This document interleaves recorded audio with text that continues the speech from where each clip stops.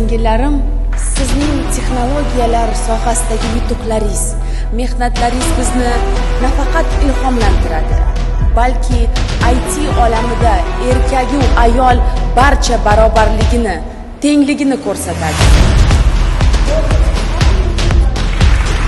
Har biringizda noyob iste'dod, o'ziga xos qobiliyat borki, ular dunyoni o'zgartirib yuborishga qodir. Erishgan yutuqlaringizda to'xtab qolmang, faqat olg'a qadam bosing. Ijod qilib boshqalarni ham ilhomlantiring.